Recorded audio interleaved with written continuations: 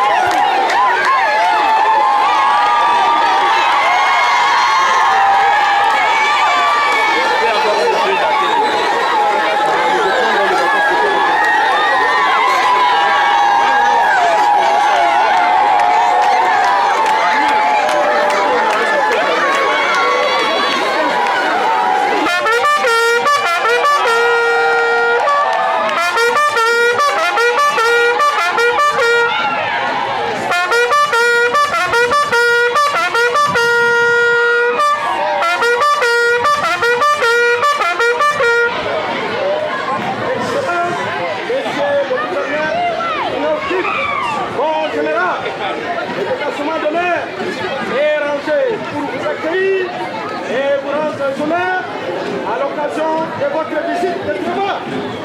Et je vous invite à passer les détachements à le commandant de détachement de l'air, Major Infanterie logisticien, Kimona, Katan, Jean.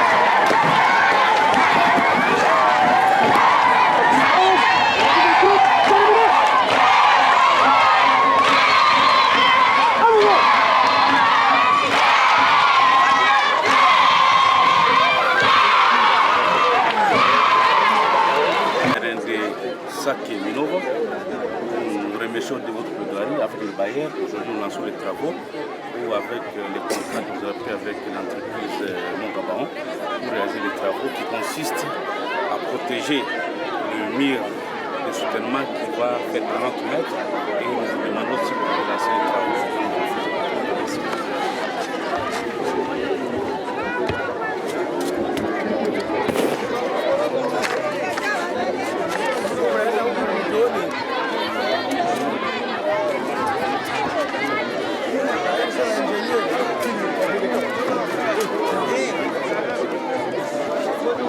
Piga vigelegele kuvonera mlanza majenzi.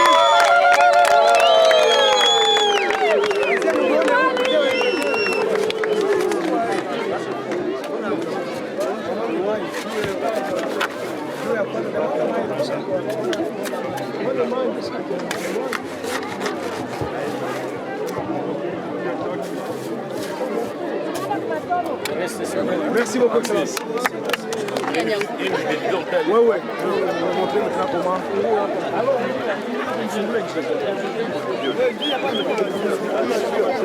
Waliwali, karibu kuzungumza na raia wako hapa ambapo tutapatikana pa Bweremana.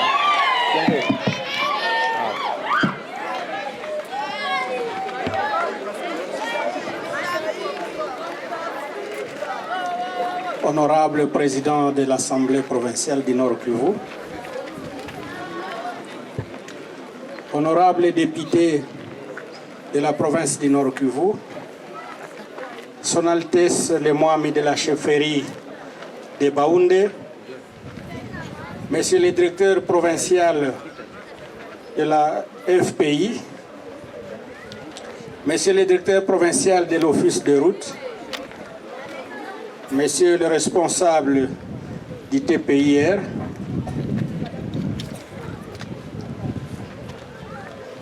chers invités, à vos titres, rangs et qualités respectifs, chères populations, chers élèves écoliers, bonjour.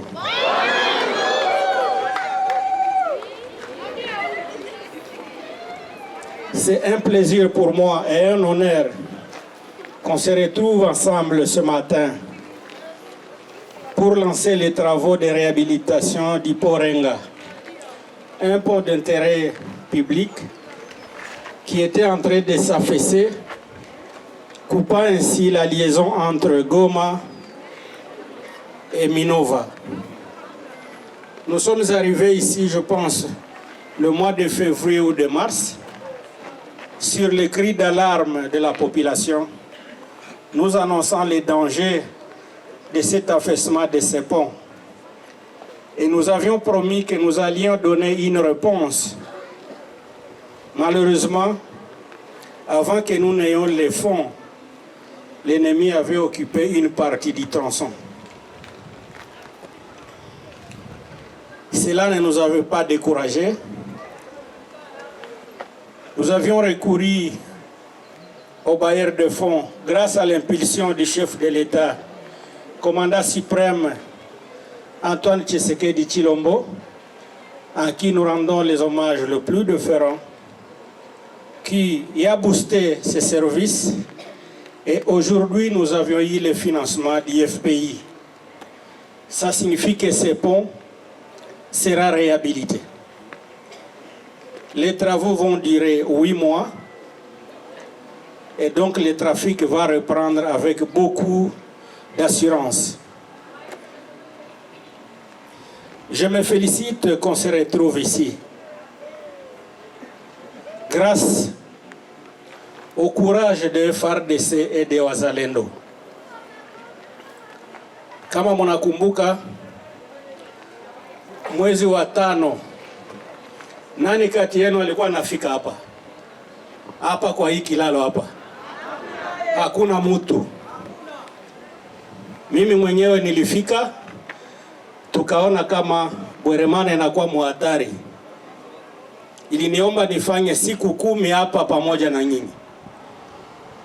Kusudi pamoja na jeshi, pamoja na wazalendo, tufikiri namna ya kurudisha usalama. na ile wakati tulikuja pia kuhudumia wakimbizi wenyewe walikuwa hapa. Baada ya ile kulikuwa maafa fulani ndani ya makambi juu ya njaa. Nilimutuma Madame Priska alifika tena pia hapa kuhudumia watu. Ni kusema kila mara kama population yangu ya Bweremana iko na shida, sijafunga sikio au licho kama sijapata suluhisho. Namuna watoto wanasema tutembee tufike Goma, na wazia wako na sheria. Wako na sheria, lakini mukumbuke kama hatukukuwa tunafika hapa kuko miezi 2. Lakini leo tuko hapa. Ni kusema kesho hatutakuwa hapa. Tutakuwa lazima Kiindo, tutakuwa Shasha, tutakuwa Kirochi na tutakuwa Sake.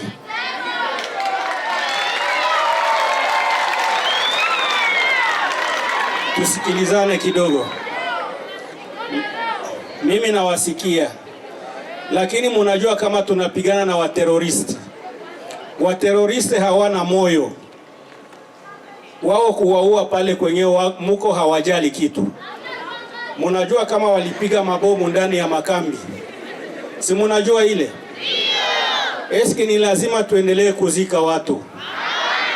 Nawaza mvumilie, twende polepole. Kama leo tunafika hapa, kuko miezi 2 hatukufika, ni kusema kesho na kule Sake tutafika. Tunaelewana? Sisi tunaweza kukubali kwenda, lakini wale wa jamaa hawana moyo, hawako watu, ni wa terroriste. Un terroriste n'a pas d'âme.